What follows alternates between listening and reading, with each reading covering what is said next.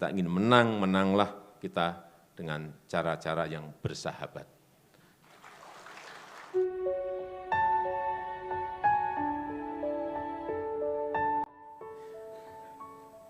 Banyak yang belum memiliki perasaan yang sama, bahwa kita sekarang ini berada dalam kegentingan global. Kita merasa normal-normal saja, padahal keadaan semua negara termasuk Indonesia itu berada pada kegentingan global. Kita diincar oleh ancaman dan risiko-risiko, baik itu yang namanya resesi global, yang namanya resesi keuangan, krisis pangan, krisis energi ditambah perang, dan inflasi sekarang yang sangat tinggi. Bahkan minggu yang lalu, setelah tahun baru, Managing Director-nya IMF, Kristalina Georgieva, mengatakan bahwa di tahun 2023, ini kita harus memiliki perasaan yang sama. Di tahun 2023, sepertiga ekonomi dunia diprediksi mengalami resesi. Sepertiga ekonomi dunia. Artinya kalau ada 200 lebih negara, berarti 70 negara akan mengalami resesi. Tahun 97-98 saja yang terkena resesi, hanya berapa negara, sedikit sekali. Itu sudah mengambrukkan ekonomi kita. Ini 60-70 negara diperkirakan akan ambruk ekonominya. Dan dia mengatakan bahkan untuk negara yang tidak terkena resesi, ratusan juta penduduknya akan merasakan sedang mengalami resesi. Nah, kita ini masih merasa normal-normal saja karena memang ekonomi kita masih sangat normal. Alhamdulillah, ini patut kita syukuri. Di kuartal ketiga 2022 kemarin masih di angka 5,72. Di kuartal keempatnya baru dalam penghitungan. Nanti akhir bulan akan disampaikan berapa. Dan informasi kemarin pagi yang saya dapatkan, ada 16 negara masuk menjadi pasiennya IMF. Kita tahun 98 pernah menjadi pasiennya IMF karena ekonomi kita ambruk, politik kita juga jatuh satu. Ini 16 negara sudah menjadi pasien IMF.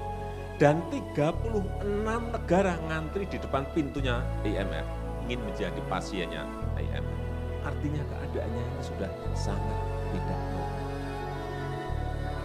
Saya tidak menakut-nakuti. Ini adalah angka-angka yang memang harus saya sampaikan. Dan akibat ditambah akibat pandemi dan akibat perang, setiap malam sekarang ini terhitung angkanya, terakhir yang saya terima, terdapat 825 juta orang tidur dalam kondisi kelaparan.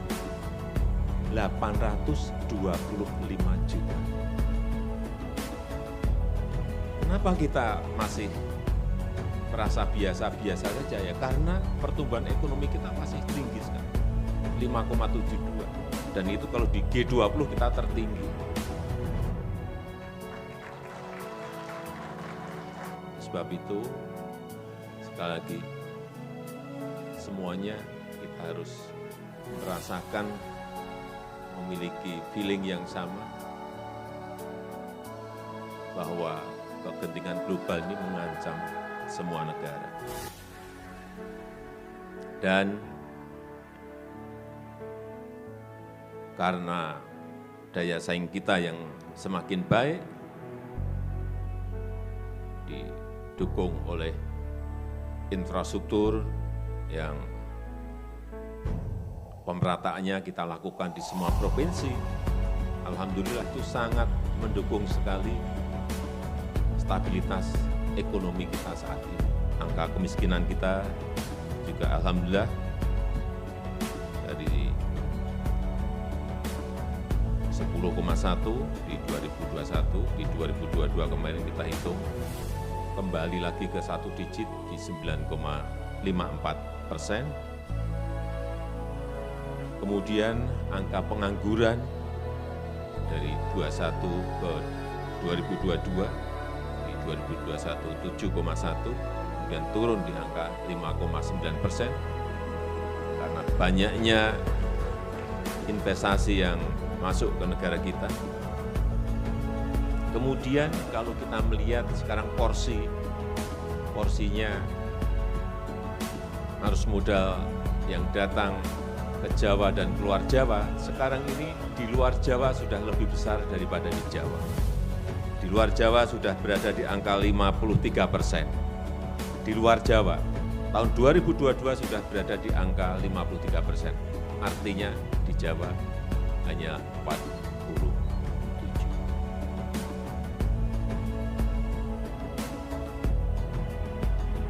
Kalau ini terus naik membesar, artinya pemerataan ekonomi itu akan terjadi tidak hanya di Jawa saja, tetapi juga terjadi di luar Jawa.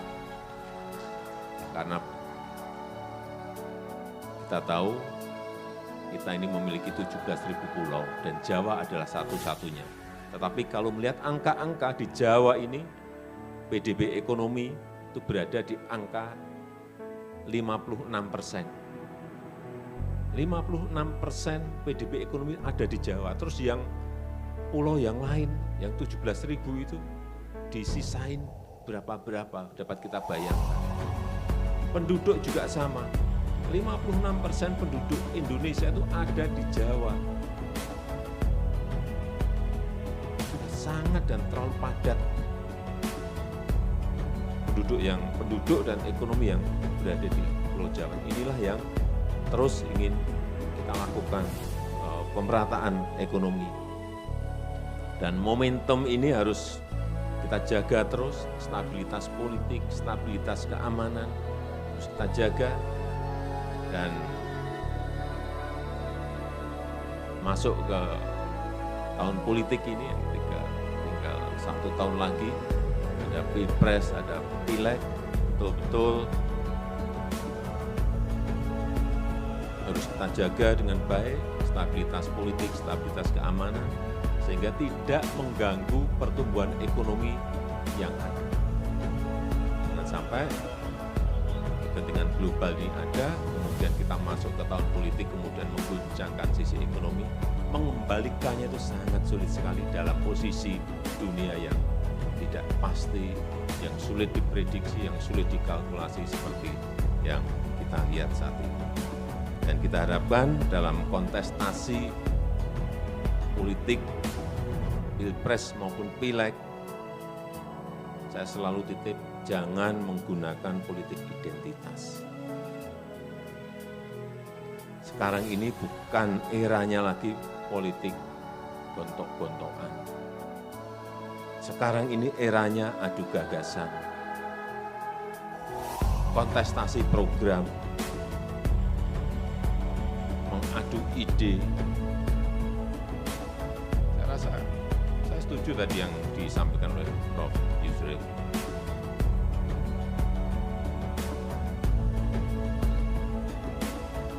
Kita semuanya harus menjaga persatuan, jangan mengorbankan kepentingan bangsa, untuk kepentingan pribadi, untuk kepentingan partai, dan yang lain-lainnya. Dan sekali lagi, mari kita bersama-sama, kalau menang itu menanglah dengan intelek, kalau menang itu menanglah dengan santun, dan kalau kita ingin menang, menanglah kita dengan cara-cara yang bersahabat.